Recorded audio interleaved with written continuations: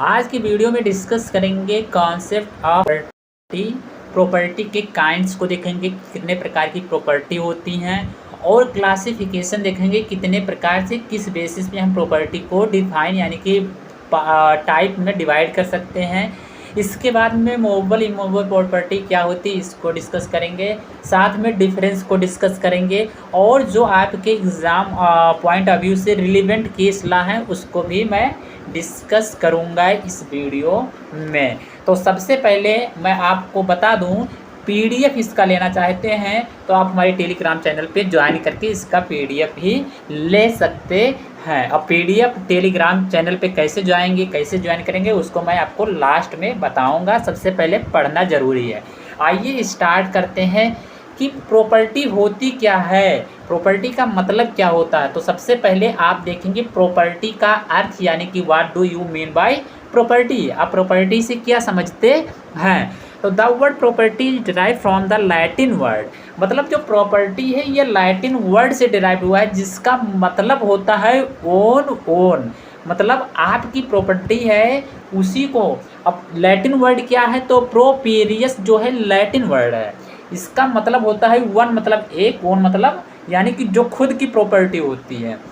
In legal sense, अगर legal sense में देखा जाए तो property means A bundle of rights, मतलब जिसमें राइट्स बंधे होते, बंडल मतलब होता है ढेर सारी rights, that a person can exercise over a thing.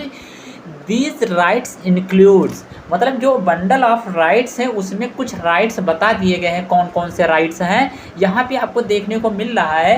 Right to possess, right to enjoy, right to use, right to transfer, right to exclude other person. मतलब इसमें कहने का मतलब है आप अपनी प्रॉपर्टी को राइट टू पजेस मतलब उस पर कब्जा कर सकते हैं। राइट टू इंजॉय, उस पर आप घर बना सकते हैं, मंदिर बना सकते हैं, आप उस पर कुछ भी बना सकते हैं, तो इंजॉय कर सकते हैं। राइट टू यूज़ मतलब उसको आप बिजनेस उसके अंदर खोल सकते हैं। यूज़ का मतलब उसको आप लैंड, उस जो होम होती है उसको आप फसल उगा सकते हैं, किसी भी प्रकार से यूज़ कर सकते हैं। राइट टू ट्रांसफ़र मतलब होता है एक व्यक्ति से दूसरे व्यक्ति को प्रॉपर्टी ट्रांसफ़र कर देना, जिसमें लीगल राइट्स ड्यूटीज़ जो होती हैं वो चीज़ें फुलफिल होनी चाहिए। राइट टू एक्सक्लूड मतलब होता है आप अपनी प्रॉपर्टी को डिस्ट्रॉय भी कर सकते हैं, ख़त्म भी कर सकते हैं, इसमें कोई रोक नहीं सकता है। इसके बाद में देखते हैं कि क्लासिफिकेशन ऑफ प्रॉपर्टी। देखिए टाइप से पहले क्लासिफिकेशन जानना होगा कि प्रॉपर्टी अगर कोई पूछे कितनी टाइप की होती है तो आप पूछोगे किस बेसिस पे।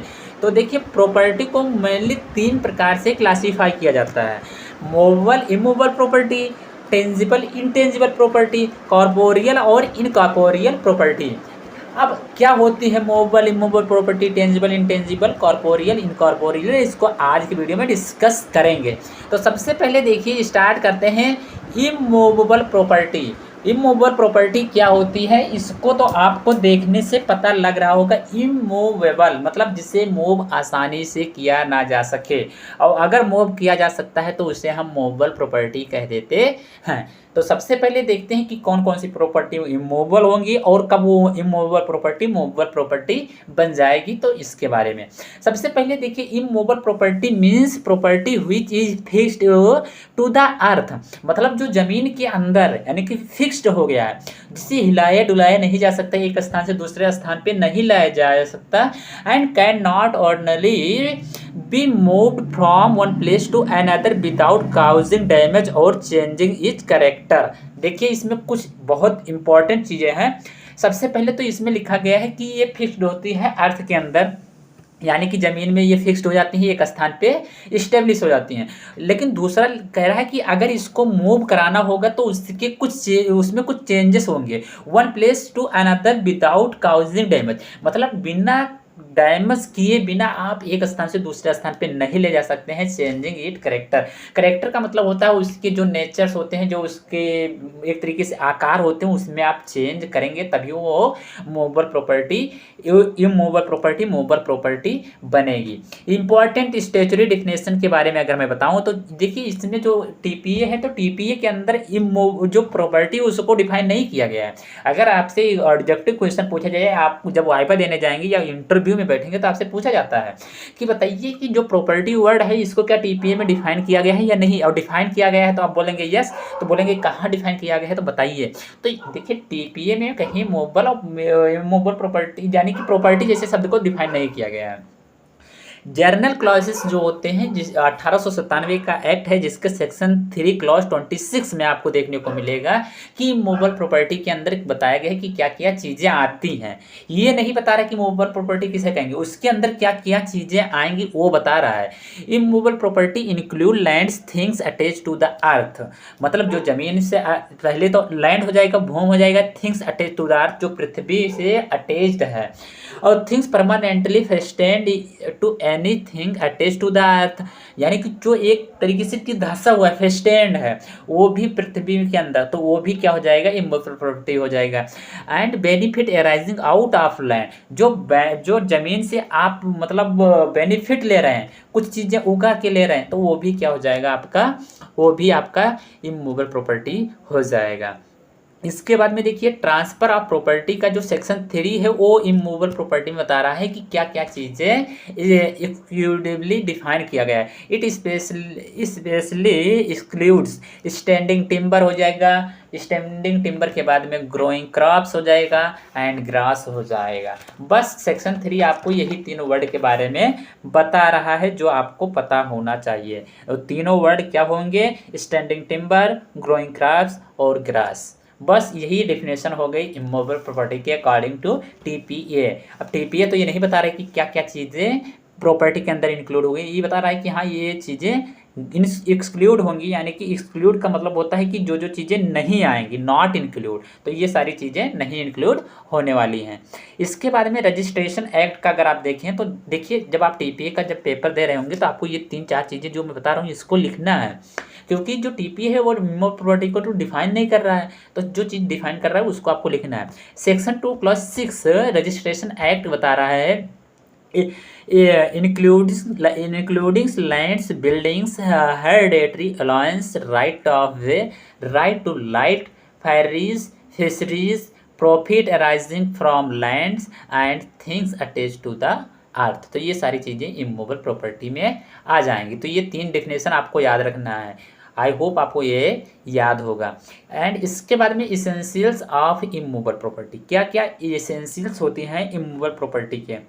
तो सबसे पहले देखिए इसेंशियल्स भी कहीं दिया नहीं गया है, ये आपको केवल लिख देना है। इसमें जैसे लैंड हो जाएगा, benefit arising out of land, मतलब जो बेनिफिट ले रहे हैं आप ज़मीन से उसको भी आप लिखेंगे।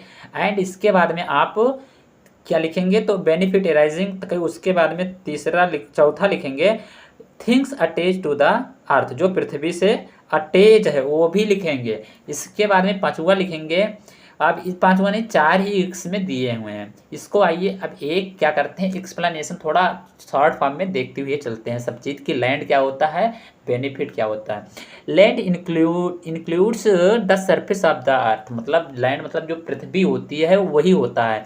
सब सोल मतलब जितने भी प्रकार की मिट्टी होती है सब हो जाएंगे, माइंस हो जाएंगे, मिनरल्स हो जाएंगे, things permanently attach to the land, जो लैंड से परमानेंटली अटैच है। एंड सर्टेन वाटर भी हो जाएगा, bodies and structure connected with land. देखिए जो वाटर होता है ये पूछा भी जाता है कि वाटर जो है मूवेबल प्रॉपर्टी में है या इमूवेबल प्रॉपर्टी में है, तो याद रखना वाटर क्या है, इमूवेबल प्रॉपर्टी में आता है। Benefit arising out of land, अब benefit arising out of land में तो इसमें आप कह सकते हैं कि लैंड में क्या क्या चीज़ें आती हैं, क्या क्या चीज़ें हम बेनिफिट के लिए लेते हैं। जैसे रेंट लेना, rent from a house and agriculture revenue, ये इमूवेबल प्रॉपर्टी में आता है। इसके बाद में आता है right to collect rent and right to catch fish. अब एक क्वेश्चन पूछा जाता है कि जो मछली पकड़ना होता है ये मूवेबल प्रॉपर्टी में इमूवेबल, तो इसमें देख लीजिए right to catch and collection of rent, ये सब इमूवेबल प्रॉपर्टी में आता है जो लैंड में आता है। इसके बाद में right to collect forest produce and extract minerals and right to collect markets and fair dues, ये एक केस लिख सकते हैं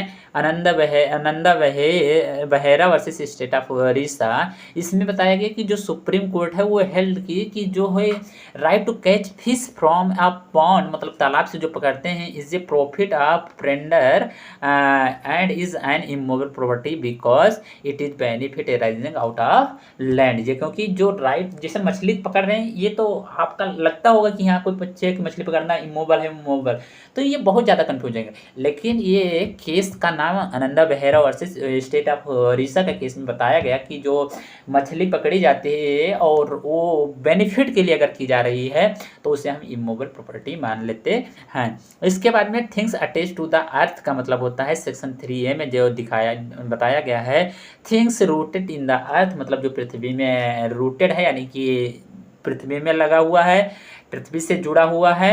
and things embedded in the earth, embedded मतलब होता है जो धंसा हुआ है, फिक्स्ड है एकदम परमानेंटली, उसको हम कह सकते हैं things attached to what is embedded. अब क्वेश्चन होता है क्या क्या चीज़ें पृथ्वी के अंदर आती हैं, तो ये आपको थोड़ा जानना जरूरी है।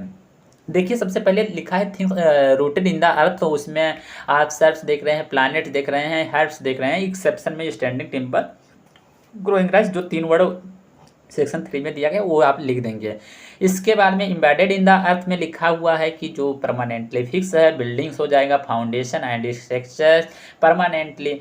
अब देखिए क्या क्या चीज़ें पृथ्वी के अंदर अटैच है, तो तीसरा क्लॉज इसमें आपको देखने को मिल रहा है जिसमें क्लियरली बताया गया है item attach for beneficiary enjoyment, जो आपके इंजॉयमेंट के लिए हैं, सच एज डूअर्स हो जाएगा, आपकी खिड़की इमूवेबल प्रॉपर्टी में आती है, याद रखना। एंड विंडो जो है, दरवाज़ा जो है आपका क्या आएगा, विंडो डूअर्स एंड शटर्स हो जाएंगे। एंड अटैचमेंट शुड जनरली भी परमानेंट, ये सब जो होती हैं परमानेंट होती हैं, यानी कि ये सब किस में आएंगे तो इमूवेबल प्रॉपर्टी में आएंगे। अब खिड़की और दरवाज़ा ये सारी चीज़ें आपकी किस में आती हैं, इमूवेबल प्रॉपर्टी में आती हैं, कभी कंफ्यूज नहीं होना। इसके बाद में आता है intention and degree of annexation, क्या होता है इसको देखते हैं। deciding whether an attached object to movable और इमूवेबल कोर्ट्स कंसीडर्स, क्या क्या चीज़ें हैं जो मूवेबल और इमूवेबल में आती हैं, कोर्ट ने कंसीडर किया है। इंटेंशन ऑफ द पार्टीज, सबसे पहले तो लोगों का इंटेंशन होना चाहिए, पार्टीज मतलब ओनर और जो खरीद रही है उसका। मोड ऑफ एनेक्सेशन, कौन से मोड में हो रहा है, and degree of annexation.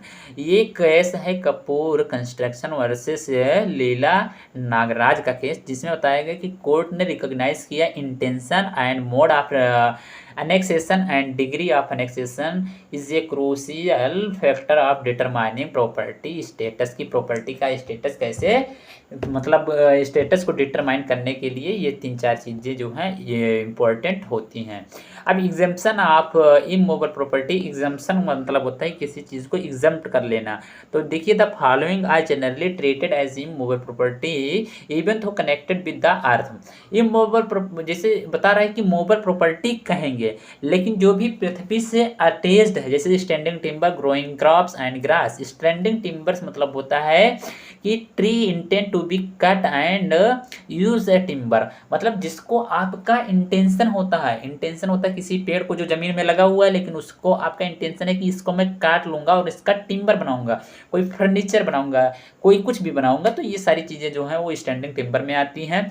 Growing crops मतलब होता है क्रॉप्स ग्रोन फॉर हार्वेस्टिंग, मतलब हार्वेस्टिंग मतलब होता है उसको काट लेना, उसको जुताई कर देना उसी में, तो वो आपका क्या हो जाएगा, कोई भी फसल है जो जुताई कर लेना, काट लेना, तो वो आपका आ जाएगा मूवेबल प्रॉपर्टी। लेकिन ये क्या होता है जनरली पृथ्वी में अटैच्ड होता है, लेकिन तब भी इनको हम मूवेबल प्रॉपर्टी मानते हैं। ग्रास मतलब होता है grass treated as a movable property, वो भी पृथ्वी से अटैच होती है लेकिन उसको भी मूवेबल प्रॉपर्टी कहते हैं। इंपॉर्टेंट नोट्स में दिया गया है, there are generally movable property but standing timber is movable property, the intention behind planting and maintaining the tree is deceived, मतलब जो है स्टैंडिंग टिम्बर जो होता है वो डिपेंड करता है आपकी मेंटालिटी के ऊपर कि आप किस पर्पज़ के लिए स्टैंडिंग टिम्बर को लगा रहे हैं। अब ये केस भी आप लिखेंगे। अब मूवेबल प्रॉपर्टी पे आइए सीधा, क्योंकि वीडियो को लॉन्ग नहीं करते हुए सीधा धीरे धीरे आगे बढ़ते हैं। अब मूवेबल प्रॉपर्टी क्या होती है? तो मूवेबल प्रॉपर्टी का मतलब होता है, movable property means property which can be move from one place to another without losing it essentials characters. मतलब जो उसके पार्ट्स होते हैं, जो मूवेबल प्रॉपर्टी के पार्ट्स होते हैं, उसको बिना डैमेज किए हुए हम एक स्थान से दूसरे स्थान पे अगर ला लेते हैं तो उसको हम कह देते हैं मूवेबल प्रॉपर्टी। तो अब देखिए, इस movable property general clause 3 clause 36 में दिया गया है, और वही इमूवेबल प्रॉपर्टी जनरल क्लॉजेस के 3 क्लॉज 26 में दिया गया था। इसमें कहा गया कि movable property as property of every description except immovable property. Simple बता दिया गया कि जो ये एक्सेप्ट मतलब इमूवेबल प्रॉपर्टी, जो इमूवेबल प्रॉपर्टी के अंतर्गत आती है उसको छोड़ के सारी प्रॉपर्टी मूवेबल प्रॉपर्टी कहलाती हैं। जैसे gold, jewellery, furniture, books, machinery और शेयर्स और प्रॉमिसरी नोट्स हो जाएंगी, स्टैंडिंग टिम्बर, ग्रोइंग ग्रास, ये सारी चीज़ें आपकी मूवेबल प्रॉपर्टी में आती हैं। इसके बाद में अगर कुछ और एक्स्ट्रा केस ला लिखना चाहते हैं तो आप ये केस ला को मैं दे दिया हूँ, इसको आप लिख सकते हैं अपने एग्जाम में अच्छे नंबर को गेन करने के लिए अकॉर्डिंग टू यू। और इसको आगे एक बार पढ़ लेंगे, आपको सब कुछ समझ में आ जाएगा, इसमें कुछ ज़्यादा वो नहीं है। अब देखते हैं डिफरेंस कि मूवेबल और इमूवेबल प्रॉपर्टी किसे कहते हैं। तो देखिए, सबसे पहले जब आप एग्ज़ाम में कोई भी डिफरेंस लिख रहे होते हैं तो उसका बेसिस बताना ज़रूरी होता है कि किस बेसिस पे आप उसको डिफ्रेंशिएट कर रहे हैं। एग्जामिनर को भी पता चले कि हाँ इस बेसिस पे लिखा जा रहा है, इस बेसिस पे डिफ्रेंशिएट किया जा रहा है। तो आपको ऐसे एक चार्ट बनाना है अपने एग्ज़ाम में जिससे आपका पूरा नंबर मिलेगा।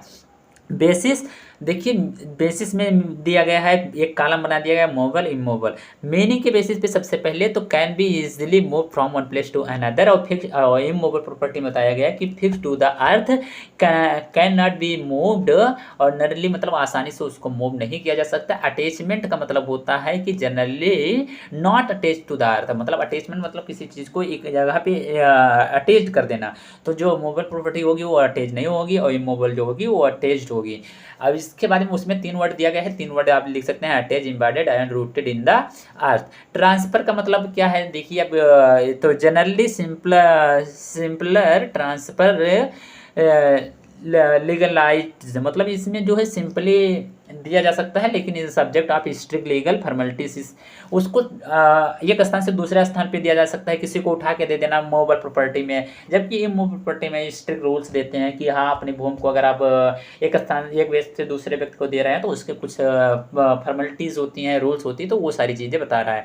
रजिस्ट्रेशन तो देखिए, जो इमूवेबल प्रॉपर्टी होती हैं उसको तो रजिस्ट्रेशन कराना ना कराना डिपेंड ऑन द केस, या फिर डिपेंड करता है केस पे कि आपका कैसा मूवेबल प्रॉपर्टी है। लेकिन जो आपका इमूवेबल प्रॉपर्टी है उसको मतलब देखा जाए तो जनरली क्या किया जाता है, उसको रजिस्ट्रेशन कराया जाता है रजिस्ट्रेशन एक्ट के अंतर्गत।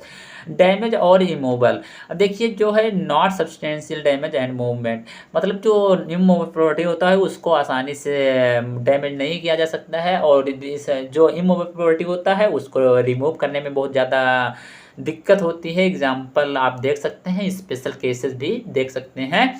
क्विक रिवीजन के लिए यहाँ पे मैंने डाल दिया कि प्रॉपर्टी मतलब होता है बंडल ऑफ राइट्स, जो कि प्रोपेरियस लैटिन टर्म से आया है, जिसका मतलब होता है वन ओन। सेक्शन 3 क्लॉज 26 बताता है जनरल क्लॉज में कि मूवेबल प्रॉपर्टी क्या होती है, और सेक्शन 3 बताता है टीपीए का मूवेबल प्रॉपर्टी क्या होती है, जिसमें नेगेटिव डेफिनेशन दी गई है, एक्सेप्शन भी बताया गया है। एक्सेप्शन आपको याद होना चाहिए कि इस एक्सेप्शन में आपका क्या क्या आता है, स्टैंडिंग टिम्बर, ग्रोइंग ग्रास और क्राफ्ट्स, ये सारी चीज़ें आपको याद होना चाहिए। एसेंशियल्स 3 है जो आप याद कर सकते हैं, ये सारी चीज़ें आप अपने क्विक रिवीजन के लिए कर सकते हैं। आपका वीडियो ये कैसा लगा है कमेंट्स बॉक्स में ज़रूर बताइए, और एक प्यारा सा कमेंट बॉक्स में ज़रूर अपना ओपिनियन लिख के जाइए कि ये वीडियो कैसा लग रहा है, क्योंकि अगला नेक्स्ट वीडियो आपका आएगा कि जो डेफिनेशन क्लॉज होते हैं जिसमें आपको अभी 2 चीज़ें छूट रहा है, स्टेशन नोटिस और एक्शनेबल क्लेम, तो इसको मैं बताऊंगा, इसके बाद में सेक्शन 5 को मैं बताऊंगा। एक चैप्टर को एक एग्जाम पॉइंट ऑफ व्यू से चीज़ देखते हुए अच्छे से मैं आपको पढ़ाने वाला हूँ। इसका नोट्स के रिगार्डिंग अगर मैंने आपको बताया था कि लास्ट में बताऊंगा, तो इसका मतलब नोट्स लेने के लिए आप हमारे टेलीग्राम चैनल KWL क्लासेस पे ज्वाइन कीजिए। मैं डिस्क्रिप्शन बॉक्स में लिंक दे रहा हूँ, वहाँ पे इजीली आप नोट्स को पाएंगे। ढेर सारे नोट्स ऑलरेडी डाल दी गई हैं, वहाँ पे जाएंगे देखेंगे तो आपको मिल जाएंगे। तो मिलते हैं अगले वीडियो में, तब तक के लिए जय हिंद जय भारत।